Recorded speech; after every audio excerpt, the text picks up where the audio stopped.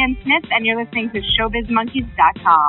Around this town, I'm alright. Around this town, I'm alright. I mean, no consequence when you playing with the fire. Move to the left, man. Your name comes up as Asterix. It's pretty cute. Oh, really? Oh, that's fun. I wonder. It's probably the recording equipment. No. Oh, it's funny. Like instead of a number, it just literally says the word spelled out Asterix. It looks adorable. That's so. I'm happy with that though. Yeah. It's very cute. How are you? How have you been dealing with COVID? Oh, I'm good. Did you say how have I been dealing? Well, whatever. I'm just really interested in comedians and how they've been dealing with it in a routine. Are you doing a lot of COVID shows, Zoom shows, or have you just learned other skills? No, I'm doing a few shows here and there. Nothing like, the pace I would be doing if they were live shows. Like literally maybe one show a week I jump on. But I've started doing my own, in September I started doing my own monthly Zoom shows. I had done a couple of like bigger headlining type of shows and really enjoyed it. And then I kind of thought I'd like to like learn all the technology and figure out how to do it on my own. So in September I kicked off a monthly Zoom show. So I'm doing that now. It's super fun. It's called DeAnne Smith Acquaintances. And it's just a chance for me to like do, at least a half hour of new material every month and have something to kind of build towards in that way. Right. Is there any major curveballs? I mean, tech issues probably aside, or? Not yet. I mean, a weird thing about doing the Zoom shows is that I kind of realized early on and was told by certain people watching that I'm a bit of a natural with performing to the camera, which I wasn't ready for, but it's like I just really easily adapted to the new medium. Like on stage a lot of times it's like I'm leaning into the audience or I'm using my body or I'm doing whatever to emphasize a point. And in the Zoom shows and the online shows, it's just about kind of working with the camera. So I find myself being really goofy and like really mugging, and I'll like kind of slide in and out of frame or pop up into the camera and go away and, I just kind of use it as much as I can to make things funnier and to make more emphasis on points. And so I'm kind of enjoying adapting to it. I love your dog, Rudy, on all of your social media. Is Rudy making more of a prominent spot in the Zoom? Well, Rudy's always sleeping in her little bed when I'm doing my shows, so usually she makes an appearance at the end. I'll tilt the camera down and let everybody have a little peek at Rudy. But she went with me everywhere in the old days when I traveled all the time. She was never far away. And so her life hasn't changed too much, except that we are together even more than we used to be. So instead of being together 20 hours a day, we're together 24 hours a day. Yeah, that was one thing when I was researching, because you and I have talked in real life a little bit, just living in Toronto around Comedy Bar, but I didn't realize you were born in America, you're living in the States now, you've had all this success in Australia, so is this the most you've been in one place in a long time? Oh yeah, absolutely, and that's really insightful of you to notice. I realized that about 5 months in. I was like, oh my God, I've literally never slept in the same bed for this many days in a row in the past 14 years of doing comedy. So that's been a change to be so grounded in the same place. Have you enjoyed that, or has that given you a lot of anxiety? Well, there's a lot to enjoy about it. It is kind of nice to have slowed down and be able to take stock of things.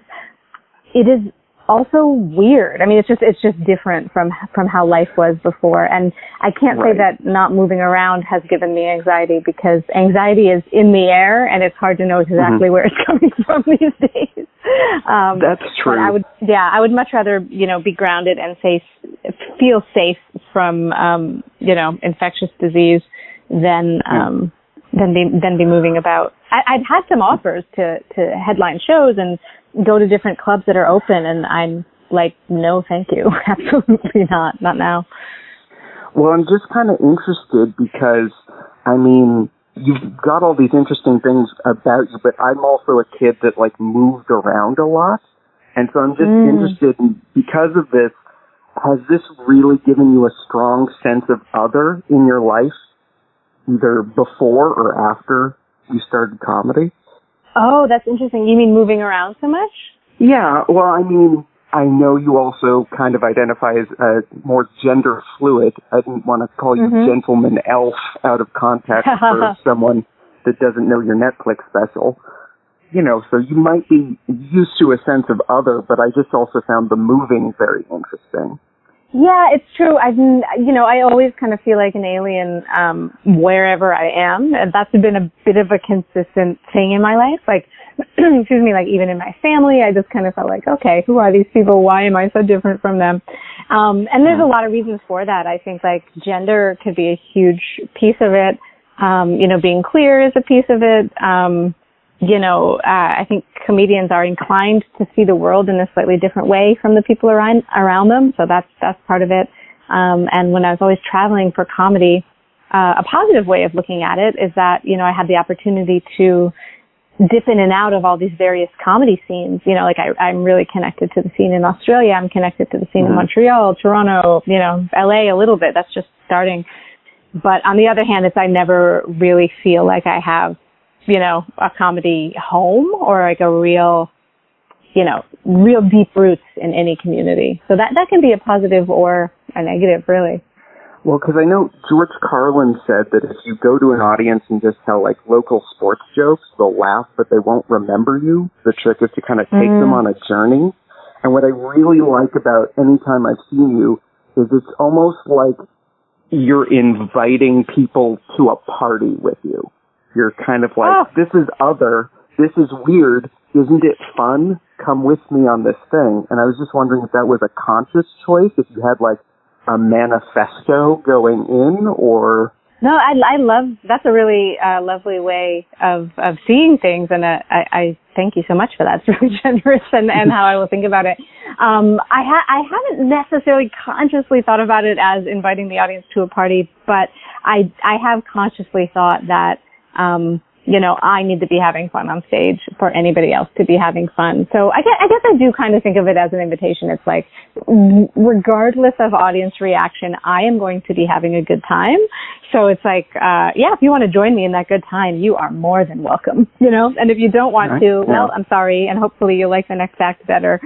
But I guess I have noticed that I never really do stuff that's too local. Cause I started in Montreal, and was really easily able to translate my act to Australia and everywhere else, because it was never like geographically grounded. It was always just more about, what's going on in my world or stuff I'm thinking about, my take on things, which travels pretty well. Well, that's something I noticed too while I've been like reviewing clips of like earlier in your career versus now is, you've always been a very silly and lighthearted person. But I noticed by the time we get to the Netflix special, which is great, by the way, and people should look it up and all that good plug stuff, but there's so much more of a point of view in the jokes you're making by that time. Like, it's come to the party, and by the way, did you know about this? And I just wondered if that was a conscious choice or something that happened with age. Yeah, no, definitely a conscious choice. Like, I've always considered... doing comedy is such a weird thing, and I've always considered, why am I the only one in this room talking? You know what I mean? Yeah. There are however many people in this room. I'm the only one with a microphone on stage with lights. I better make it count. I've never just taken for granted that like I should be talking and everyone should be listening. It's like, if I'm going to be talking, I want to have something that feels, to me at least, like important to say or feels necessary to say. Because, everybody in that room is smart. Everybody in that room has a perspective and a story. Why should everybody shut up and listen to me? So I do take that into account. And especially with the Netflix special, which felt like, until that moment in my career, the biggest opportunity I was going to have to reach the most amount of people. So I really did consider what do I want to say? What message do I want to get out there? What's important to me? Well, and the other thing, and this may be on the shallower end of things, but I love your sense of fashion on stage. Not just because it's so you, but I always find that when comedians go up on stage, like, what you're wearing is the first impression of you. And I just wondered, like, because I love what you're wearing during the Netflix special. It's very fun, but also just very fashionable. And I just wondered if you were always thinking about, you know, what is the first impression I'm making? How am I selling myself? Or this is just your closet? Oh, I have, you know, I do consider that, when I'm off stage, I mean, I'm always just in like a black t-shirt and jeans. And it's another consideration of why am I the only one talking? It's like everyone's going to have to be looking at me. Let me try to at least like look interesting. Yeah, the Netflix thing was funny. I just had this like, kind of wacky pink leopard print jacket. And I didn't really feel that it was in fashion. I think one thing I was trying to avoid was having something that would be dated too quickly. So I think and I don't know if I nailed it or not, but my idea was to just pick something that wasn't really in fashion. It was never in fashion, was not in fashion at the moment, and so probably wouldn't go out of fashion. So it's just like, let me pick something that is comfortable for me to move in and interesting to look at. No, it's great. I wish I had that jacket. Yeah. Another thing I noticed you talk about, definitely a bit more in the Netflix special, is you have more depression jokes and talking about being on medication and things like that. And again, I'm in the same boat. So I'm always fascinated by when you started taking medication, which, by the way, take medication, yay medication, did it change the way creativity happened in your brain? And did you have to kind of retrain yourself for your process at all? I didn't. And I think by the time I got on meds, it was just so necessary that, you know, how it would affect my creativity or anything, it wasn't even a consideration for me. It was literally like what I needed to do to survive. So I think by the time I was taking meds, I didn't have much of a process anymore or anything. You know, I was just in such a low place that what meds enabled me to do, and I'm not on them at the moment, but what it enabled me to do was literally just do the things that you know help depression and that you can do without meds, like, you know, get a proper amount of sleep, talk to your friends, journal, exercise, you know, eat well. There's certain things that can support you when you're feeling depressed, but that when you are truly in one of those episodes, you can't even get the energy to do. You don't even have the perspective to know that you can do those things. Yeah. Anyway, I feel like I'm rambling, but so it wasn't, you know, whether or not I could be creative wasn't even, that was like a next level of achievement to unlock. Yeah. No, that's so important. And I guess kind of tying into that and my questions about travel is, because you're doing it so much, is there anything you do for yourself to give yourself a sense of home wherever you go, or even just a healthy routine when you're on the road? Or yeah, I mean, and it all seems so far away now because I haven't traveled in so long, but I really do love running, and that's something that's pretty easy to do anywhere you are, right? You just need like some shorts and some nice shoes. So, you know, if I'm at a hotel, if I'm able to jump on the treadmill, or if I'm able to get outside and run a little bit, that really helps me feel a sense of routine and gives me a little mental health boost, which is great. And also I travel with my dog, so she inevitably gives me routine because, you know, I'm taking her out and feeding her, and she has little rhythms to her life that I have to stick with as well. So she gives me a little sense of routine and comfort and home as well. Aw, that's adorable. And great and healthy. Okay, I've got one more for you, and then I'll let you get on with your life. Sure. But I was just wondering, because as I was researching this and finding all these things I didn't know about you and have never brought up with you, you're going to be in conversation with Hannah Gadsby, who, if social media to be believed, you've known each other for quite a while. And I was just wondering, because, like, the best advice I ever got about being invited on the road with other comics is be able to talk about something other than comedy, which is why I had never asked you these questions before, I guess. But so I'm just wondering, for someone you've known that long, have you been researching and finding out all these things, or is it hard to find new things to talk about that other people that's funny. would get? No, I'm not researching anything before our conversation. There are a lot of things we don't know about each other. So I came up with this really goofy idea for how we should structure our conversation. I have this little deck of cards called speed dating cards, and they're literally for like when you go on dates with people, you don't know what else to talk about. And that's so great.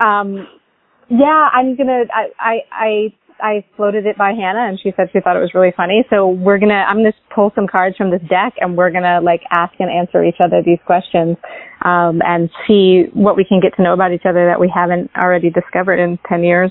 I love that. That's such a great idea. I should get that for every comedy card. Should just have a deck of those cards. Yeah, I think it'll be really fun. So, and it might be awkward too, which is you know, as far as I'm concerned, great comedy. So, that's fun for everyone else. Yeah, I think so too. Well, thank you so much for doing this, and have a good rest of your day. And I'm excited to see what'll happen during the conversation. Thank you. Yeah, me too. Thanks for chatting with me. It was nice to catch up with you a little bit.